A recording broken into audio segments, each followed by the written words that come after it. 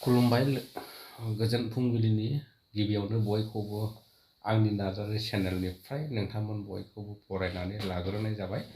दिनै आं नोंथांमोननि थाखाय गोदान मोनसे भिडिअ लानानै फैबावबाय। आसा खालामो भिडिअखौ जोबजासे नायलांगोन।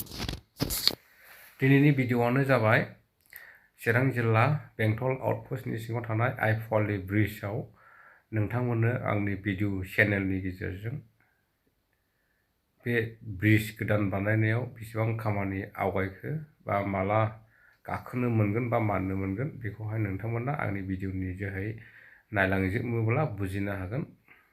बयखौबो नायलांजोबनो थाखाय भिडिअखौहाय खावलायनाय जाबाय।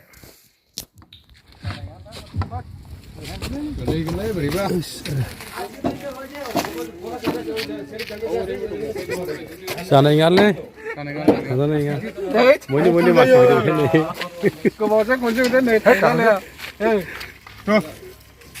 दाला नायग्राफ्रा बेखाय नै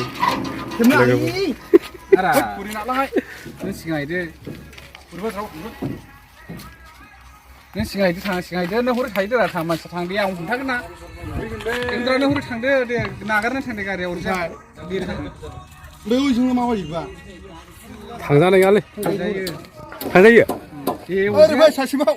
देलै आं दं बायलांसै बथ'द नङाना थांदोलै हा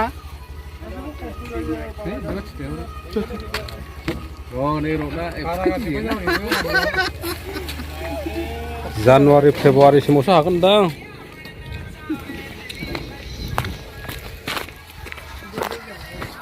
माबागासिनो दं एसे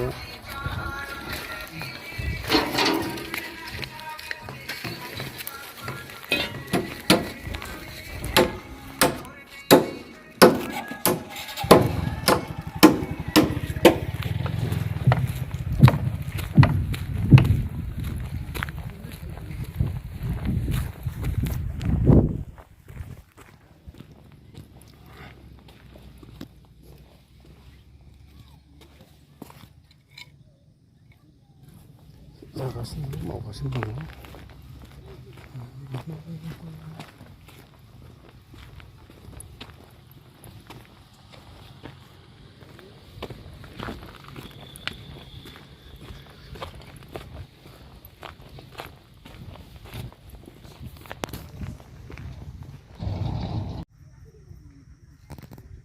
साइड मोनसे जोंनि खोनाया दाबो हायाखै नै साइड मोनसे जोंनि हाबाय खोनो मावगासिनो दङ।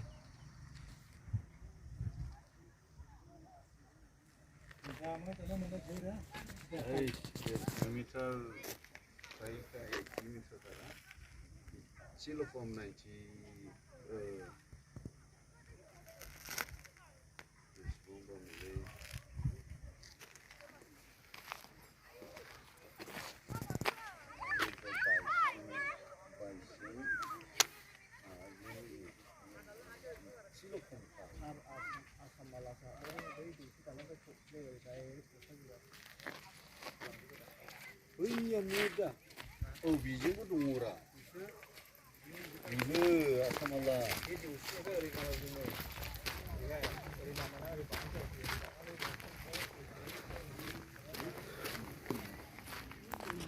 ओरैनो हाजोब्बाय नै खोनो बेखौ ओरैहायनो हाजोब्बाय जास्ट बल्डार जाबनो बाखि। गोबां मानसिफोर बेरायफैदों दिनैहाय दालांखौ नायनो। जानुवारि नङाब्ला फेब्रुवारियावहाय फुरा खामानिया जोबगोन।